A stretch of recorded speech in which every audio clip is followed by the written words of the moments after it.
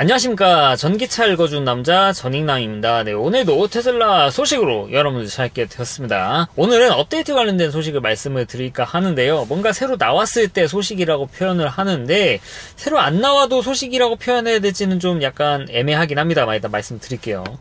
우리나라의 2025.14 버전 업데이트가 아직까지 되고 있지 않습니다. 14 버전 같은 경우에는 테슬라에서 이게 바로 보험 업데이트입니다 여러분 하고 글로벌리하게 뿌렸던 그 업데이트인데 우리나라는 이제 내일이면 6월이죠. 6, 7, 8월 여름이지 않습니까?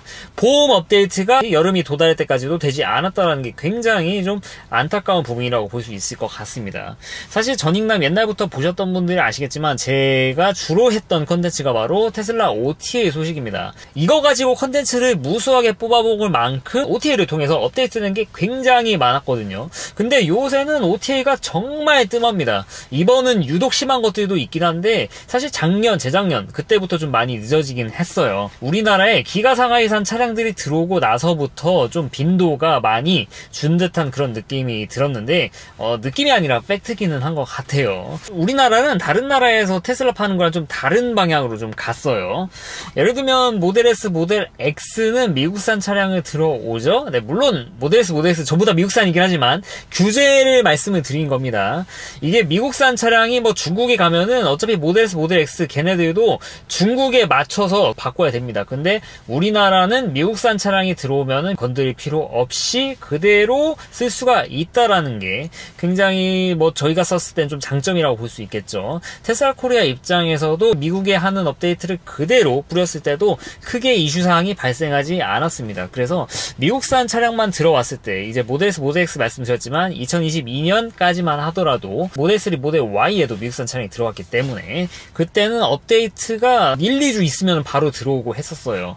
근데 기가상하이산 차량이 들어오게 되고 좀 약간 늦어지는 게 이게 뭐 우리나라 규제 때문이다 아니다 뭐 그런 의견들이 있는데 그거를 차치하고라도 일단 우리나라는 똑같은 모델 3, 모델 Y에 들어가는 소프트 업데이트도 이 미국산이냐 중국산이냐에 따라서 그 차에 맞춰가지고 뿌리다 보니까 이런 거를 테슬라 코리아가 하다 보니 아니면은 뭐 중국에서 할 수도 있고요. 우리나라는 지금 지사항도 없지 않습니까?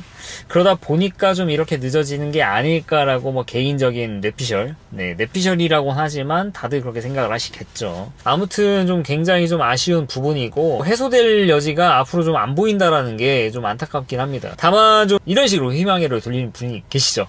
혹시 이번에 뭐 정말 큰 업데이트가 들어가는 게 아닌가. 예를 들면 FSD라든지 물론 이건 또 미국산 얘기긴 한데 그거 아니고서는 이렇게 늦어질 이유가 있을까? 정말 이래놓고 14 버전 아무것도 없이 들어오면은 그때는 정말 업데이트 해주고도 많이 욕먹을 것 같습니다. 테슬라 코리아가. 아무튼 이렇게 업데이트 늦어진 거 굉장히 좀 실망스러운 부분이 있다라고 말씀을 드리면서 시작하고 싶고 2025.14 버전이 뭐 정말 대단하게 업데이트 되냐? 막 그런 것들 뭐 업데이트된 내용들은 옛날에 컨텐츠 했으니까 그거를 참고해 보시면 될 것 같고요. 이 업데이트 노트에는 없었던 내용들이 업데이트 되는 것들이 좀 있습니다. 그 중에 이제 많은 분들이 이거 한국에 들어왔으면 좋겠다 하는 그런 것들이 하나가 있는데요. 레인 어시스트입니다. 이거 뭐 다 되는 거 아니냐. 레인 어시스트가 운전하다가 오토파일럿 쓰지 않고 가다가 차선을 넘어서면은 핸들 알림해주고 경고해주고 그런 것들 그걸 ADA라고 하는데요. 보면 레인 디파처 어보이던스라고 해가지고 이 차선을 벗어나지 않게 해주는 것인데 이거 뭐 옛날 차도 있었던 건데 뭐 특별할 거냐 이거 하실 수도 있습니다. 근데 좀 다릅니다. 제가 옛날부터 주구장창 희망회로 돌려왔던 이 오토파일럿이 FSD 스택화 된다. 기존에 있는 오토파일럿은 한 5, 6년 전에 개발한 거 거기서 업데이트가 뭐 정말 조금씩 될지는 모르겠지언정 체감되는 그런 것들은 사실 크지 않았다. 그러다 보니까 요새 막 커뮤니티 보면 막 뭐만 하면 이제 HDA2가 차라리 더 낫다 뭐 BM이 더 낫다. 야 FSD 봐라 기술이 다른데 우리나라에서 탈 거지 않습니까? 미국에서 타실 거면 사실 비교도 안 되는 게 맞는데 우리는 우리나라에서 테슬라를 구매해서 타고 다닐 분들이니까 그래서 이런 걸 해소할 수 있는 가장 좋은 방안이 바로 FSD에 들어간 스택에서 일부 기능을 제외해서 오토파일럿으로 넘긴다. 지금의 오토파일럿 소프트웨어를 갈아엎는 겁니다. 시간이 걸릴 수도 있습니다만 가능하다. 그게 첫 번째가 바로 사이버트럭이었다. 사이버트럭에는 우리가 쓰는 기본 오토파일럿 안 들어가는 거 아시죠? 제가 말씀드렸지 않습니까? 없다. 그러면 이거 앞으로 가는 거, 이거조차 없으면 어떻게? FSD를 사셔야 됩니다. FSD 사면은 목적지를 찍고 가면은 FSD 작동. 근데 목적지를 찍지 않더라도 FSD가 작동합니다. 우리 오토파일럿 키듯이 딸깍 하면은 가요. 근데 그게 보통의 오토파일럿하고는 넘사벽 차이가 난다라는 거 옛날에 제가 영상 보여드리면서 말씀을 드렸지 않습니까? 그래서 그게 바로 오토파일럿의 스택이 바뀌는 변화다. 이게 사이버 트럭부터 시작됐고 이게 결과적으로 모든 차량에도 뿌려질 거다라고 말씀을 드렸었는데 최근에 업데이트를 하고 나서 보니까 이렇게 딱 보면 오토파일럿 안 쓴 거거든요. 여기 회색으로 되지 않습니까? 근데 차선 넘어갈 때 뜨는 이 비주얼라이제이션 이거 보니까 과거에는 이렇게 안 떴었는데 이거는 FSD를 작동시켰을 때 쓰는 ADA 방식인데 그러면 ADA 로직이 바뀐 건가? 기존에 옛날 구닥다리 오토파일럿에 묶였던 ADA였는데 이게 지금은 FSD에 묶인 ADA를 보여주고 있는 것 같다. 이게 바로 2025.14 버전의 업데이트 노트에 없었던 업데이트 내용이다라고 이렇게 나왔습니다. 사실 미국 같은 경우는 FSD를 구매하신 분들은 목적지를 찍지 않고 그냥 보통의 오토파일럿을 쓰더라도 이미 FSD 스택으로 대체가 되었던 상태라서 그렇게 막 놀랄만한 얘기는 아니다 라고 말씀을 드릴 수 있을 것 같은데 근데 여기서 한 단계 더 나아가서 ADA 쪽에서도 이제 기존에 조금이라도 남아있던 그 오토파일럿 흔적조차 지금 없애고 있는 과정이다 라는 걸 알 수 있고 이게 결과적으로 업데이트가 되면은 그때는 전 세계에 뿌려질 수도 있는 건덕지가 있기 때문에 좀 유심히 좀 지켜보는 것도 좋을 것 같다 이렇게 좀 의견을 드리고 싶습니다. 결과적으로 우리나라는 해당 사항이 없으니까 좀 이번 업데이트로 기대하실 필요는 없을 것 같고 그래도 기존의 구닥다리 오토파일럿 스택 대체하려는 이런 움직임 작업 같은 거는 계속 되고 있다라고 알고 계시면 될 것 같습니다. 그리고 업데이트 2025.20 버전이 포착이 됐습니다. 이거는 테슬라에서 일하시는 분들에 먼저 뿌려질 것 같은데 우리나라는 지금 2025.8 버전 가지고 지금 얼마나 우려먹는 겁니까? 8 버전 맞죠? 그렇죠. 2025년 절반 지나가는데 이건 진짜 이거야말로 진짜 직무유기가 아닌가 싶은데 아무튼 아쉬운 내용이고 이거는 아직 릴리즈 노트가 제대로 나온 게 없어가지고 무엇이 업데이트 된다라고 말씀을 드릴 수는 없을 것 같습니다. 아무튼 이거 관련해서 드리고 싶은 말씀 테슬라 코리아가 좀 일 좀 했으면 좋겠다. 누가 맡고 있다? 그거는 밝혀지지 않은 거니까 말씀을 드리지 못하는데 뭔가 맡고 있더라도 그런 거를 좀 트라이 해가지고 빠르게 해주는 거 그게 바로 지사의 역할 아닌가? 이런 부분은 좀 굉장히 좀 아쉬운 부분이다 이렇게 말씀을 드리고 싶습니다. 네, 그리고 이제 소프트웨어 업데이트 관련해가지고 말씀드리고 싶습니다. 이쯤 되면은 예전에 테슬라가 가지고 있었던 많은 장점들 다른 브랜드 대비 가지고 있었던 많은 장점들이 좀 많이 희석화된 것 같아요. 단적인 예로 이제 오토파일럿도 그렇고요. 내 차는 괜찮아요. 내 차는 이제 NOA 아주 제대로 작동해요. 그분하고 쟤는 미국산이니까 지금 차는 미국산 안 팔잖아요. 모델 S, 모델 X 말고. 그런 부분이 있다. 오토파일럿이 다른 브랜드랑 비교가 많이 되고 있는 상황. 그리고 OTA가 된다라고 해가지고 샀는데 OTA가 예전처럼 막 기가 막힌 게 막 업데이트 된 게 아니라 심지어 있었던 기능도 없애버리는 그런 상황. 예를 들면 PP 주차라든지 이런 부분 굉장히 다운그레이드가 되지 않습니까? 되지도 않고 킵합도 작동도 안 해. 오토파일럿과 OTA 이거 가지고도 굉장히 가치가 있다라고 말씀드렸는데 그런 부분이 희석화되니까 너무 아쉽다. 그러다 보니까 저도 어차피 오토파일럿도 안 되고 OTA도 그놈이 그놈인 것 같으면 FSD가 정말 들어왔을 때나 테슬라를 구매해봄직하지 그 전까지는 다른 차 타도 되는 거 아니냐 이런 생각을 저조차도 하는 게 정말 이제 테슬라에 좀 실망스럽다? 라는 거. 네, 물론 글로벌하게 봤을 때는 테슬라에 대한 실망은 전혀 없지만 테슬라 한국 환경에 대한 실망이라는 거 테슬라를 5년 타다 보니까 이 흐름 같은 게 좀 보이지 않습니까? 예전은 이랬는데 지금은 이렇네 이런 것들이 좀 급격히 와닿는 때가 딱 지금인 것 같아요. 아무튼 이런 OTA 관련된 아쉬움 말씀드렸고 그리고 OTA 관련해가지고 궁금해하시는 분 많이 계시더라고요. 소프트웨어 업데이트 나는 프리미엄 커넥티비티를 구매를 했는데 그러면은 OTA 업데이트가 공짜로 되는 건가? 라고 생각하실 수도 있는데 안 됩니다. 그러면은 프리미엄 커넥티비티는 뭘 할 수 있나? 네, 여기 테슬라 사이트 보시면 이렇게 나옵니다. 스탠더드는 여러분들이 구매를 하셨을 때 기본적으로 가지고 있는 거 AT 접속이 되는 거 그게 바로 이제 스탠다드라고 보시면 될 것 같고요. 그리고 이 스탠다드가 예전에 2022년 5월인가 그 전 차량들에 대해서는 평생 무료였습니다. 그런데 2022년 7월 20 이후에 주문한 차량들은 이 스탠다드 커넥티비티도 무료가 아닙니다. 네, 물론 갑자기 막 끊기거나 막 1년짜리가 아니라 8년 정도 간다라고 해요. 8년 동안 쓰실 수가 있고, 그냥 기본 LTE라고 보시면 될 것 같습니다.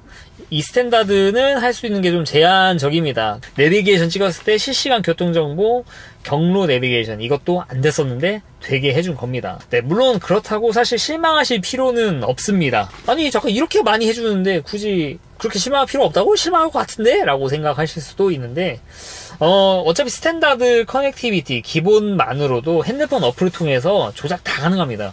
어떤 분들은 이거 이제 다른 브랜드랑 막 비교하시다 보니까 이런 것들은 안 되겠지, 그렇게 지레 짐작하시는 분들이 계십니다. 어떤 것들이냐면은, 예를 들면 이제 핸드폰 앱을 통해 가지고 막 공조 조정을 한다든지, 뭐 센트리 모드를 켰다 껐다 하는 거라든지, 이런 것들은 스탠다드 커넥티비티 환경에서 다 됩니다. 그래서 뭐 공조 당연히 다 되고요. 캠핑 모드 다 되고, 뭐 충전이나 조절 이런 것들도 다 되고, 충전 중지도 다 되고, 그냥 다들 핸드폰으로 할 수 있는 거는 어디 가면 다 된다. 그래서 뭐 굳이 막 프리미엄 커넥티비티를 그렇게 구매하지 않으셔도 된다라는 말씀을 드리고 싶습니다. 네, 물론 프리미엄 커넥티비티를 구독하시면은 좀 많은 것들이 좀 추가되긴 해요. 음악 스트리밍 같은 경우, 예를 들면 이제 스포티파이라든지 유튜브 뮤직, 돈 내고 쓰시는 분들, 별도로 와이파이를 잡지 않더라도 LTE만으로도 이렇게 스트리밍을 하실 수가 있고요. 넷플릭스 같은 것들도 이 와이파이만 연결하시면 보실 수가 있어요. 네, 그리고 다만 이제 과속 단속 카메라 이런 거 삥 알림해주는 거 있지 않습니까? 경로 찍고 가면은 단속 구역 있는 거, 그런 것들이 좀 없는 것 같고, 위성지도 같은 거 빠지고, 그리고 라이브 카메라, 감시 모드에서 라이브 카메라 보는 것들도 좀 빠지고 있습니다. 좀 이런 것들이 좀 빠지는데, 한번 좀 하나하나 좀 훑어보시고, 이게 내가 한 달에 7,900원을 낼 만한 가치가 있다라고 생각하시면은 그때 구독을 하시는 거를 추천을 드립니다. 그러면 또 이렇게 보시는 분들이 계십니다. 난 계속 와이파이로 쓸래. 어차피 와이파이만 되면은 뭐 유튜브 뮤직 같은 것들도 들을 수 있을 것 같고, 넷플릭스도 당연히 볼 수 있고, 브라우저도 당연히 쓸 수 있을 것 같고, 야, 감시모드 라이브 카메라 그거 나는 볼 일이 별로 없을 것 같은데, 과속 단속 카메라 나는 그냥 티맵 쓸래, 핸드폰 내비 쓸래 하시는 분들, 하지만 좀 이런 거라는데 좀 덜 불편했으면 좋겠다 하시는 분들은 라우터 같은 거를 많이 생각을 하시죠. 테슬라 차량과 상시로 와이파이 접속이 되어 있는 그런 단말기라고 보시면 될 것 같아요. 어떻게 보면 뭐 핸드폰을 대신해 가지고 쓰시는 분들이 계시고, 뭐 이런 식으로 라우터를 구매하시는 분들이 계시죠. 이거 꽂아 가지고 쓰면은 LTE 신호를 받아 가지고 어떻게 보면 차 안에서 와이파이를 뿌려주는 그런 공유기 같은 역할을 하신다고 생각하시면 될 것 같습니다. 이거를 상시로 해놓으면은 사실 좀 장점이 있죠. 여기서 좀 제한 있는 거, 음악 스트리밍이나 비디오 스트리밍, 인터넷 브라우저 이런 거를 운행하면서도 좀 더 편하게 맨날 핸드폰 핫스팟 켜놓고 막 이렇게 다녀야 되는 것들도, 네, 물론 요새는 자동으로 연결돼서 이것도 막 불편한 건 아닌데, 근데 이게 상시되어 있기 때문에 좀 더 원활하게 쓸 수 있는 게 좀 장점이기도 하고, 그리고 한 가지 장점, 사실 이 부분 때문에 많이들 쓰셨어요. 예전에는 업데이트, OTA를 나오는 대로 바로 받을 수 있다. 왜냐하면은 차 안에 상시로 와이파이가 업데이트가 되어 있고, 갑자기 테슬라에서 내 차에다가 업데이트를 뿌려줬어. 근데 이 OTA 같은 경우는 이 커넥티비티 LTE 환경으로는 업데이트가 안 되거든요. 와이파이를 통해서만 업데이트가 됩니다. 이게 뭐 리콜이나 이럴 때 좀 제한적으로 LTE를 통해서 되는 경우들도 있어요, 업데이트가. 근데 대부분의 상황은 와이파이가 접속이 되어 있는 상태에서만 소프트웨어 업데이트를 다운로드를 받는다. 그러다 보니까 이 차량에 내가 없을 때도 와이파이가 연결될 수 있도록 세팅을 해놓으면은 나 자고 있는데 업데이트가 다 받아져 있네, 나는 버튼만 누르면 되는구만 하고, 이런 식으로 라우터를 쓰시면 된다. 이런 부분에 좀 큰 강점이 있으니까, 네, 이런 거 좀 구매해 보시는 것도 좀 괜찮을 것 같기는 합니다. 근데 다만 또 마냥 이렇게 추천을 드리기 좀 어려운 게, 뭐 다시 말씀드리지만 예전에 미국산 차량들만 있었을 때처럼 막 2주에 한 번, 막 한 달에 한 번 이렇게 업데이트가 정말 자주 되는 상황이었으면은 저도 썼을 겁니다. 근데 요새는 업데이트가 거의 안 되지 않습니까? 거의 안 되잖아, 거의. 그러니까 그게 사실 무슨 소용인가 싶기도 해요, 개인적으로는. 네, 물론 그럼에도 불구하고 이 최근에 테슬라 업데이트 받으려고 다운로드 받으면은 이거 정말 오랫동안 다운받는 분들이 계시고, 그러면 이제 주행거리가 좀 짧으신 분들은 주차장에서 이거 다운될 때까지 기다려야 되는 분들도 계시니까, 그런 시간이 아까운 분들에게는 좀 이런 라우터도 괜찮은 선택이다 라고 말씀을 드릴 수 있을 것 같고요. 뭐 이거 원리는 뭐 다양합니다. 뭐 데이터 쉐어링으로 개통받으시면 되시고, 이 제품 판매하시는 분들 게시물 올린 거 보니까는 SK나 KT 같은 경우에는 스마트 스마트폰 쪽으로 뭐 개통을 받으시면 된다. 테더링 쪽에서 선택하는 게 있습니다. 그리고 U 플러스 같은 경우에는 워치 그리고 탭 이런 쪽으로 해서 개통을 받으시면 된다라고 합니다. 인터넷으로도 개통이 가능한 거니까 나는 프리미엄 커넥티비티를 좀 안 쓰겠다 하시는 분들에게는 뭐 괜찮은 선택이라고 생각을 하고 있습니다. 네, 아무튼 오늘은 업데이트 소식부터 이 커넥티비티 관련된 내용까지 말씀을 드렸는데 오늘 좀 찡찡거리는 내용이 있어가지고 좀 영상 만들고도 좀 죄송하기도 하고 좀 그렇습니다. 좋은 소식을 드려야 되는데 글로벌리하게 보면 테슬라는 잘하고 있다고 생각하는데 우리나라 현지화가 너무 좀 아쉽다. 테슬라 골수 팬인 저조차도 이런 생각을 하니까 FSD 들어오기 전까지만 다른 차로 좀 매도를 할까? 그런 생각까지 들 정도니까 이거는 굉장히 좀 문제가 있다라고 생각하는 게 좀 긴장 좀 했으면 좋겠어요. 네, 물론 그럼에도 불구하고 모델 Y 주니퍼 상품성이 워낙 좋기 때문에 정말 많이 팔릴 겁니다. 월 3,000대 이상 계속 팔릴 거고 가끔씩 수입차 중에 가장 많이 팔린 차 1위도 주니퍼가 한 여러 개 날 할 걸로 이미 예상이 돼요. 하지만 예전 같지 않다라는 거는 여전히 좀 아쉬운 부분. 이 하드웨어적인 면에서 지금 주니퍼가 좋다라고 하는 거지 요새 소프트웨어가 좋아가지고 주니퍼를 산다라는 분들 많이 안 계신 게 너무 좀 아쉽습니다. 네, 물론 SDV 관점으로 가면은 테슬라 넘사벽이기도 합니다만 그냥 다른 데도 좀 이런 부분은 따라오는 거. 테슬라가 글로벌리하게 앞서 나가는 부분은 우리나라에서는 정말 거의 만기가지 못하기 때문에 비교되는 거 이런 게 너무 요새 좀 안타깝다.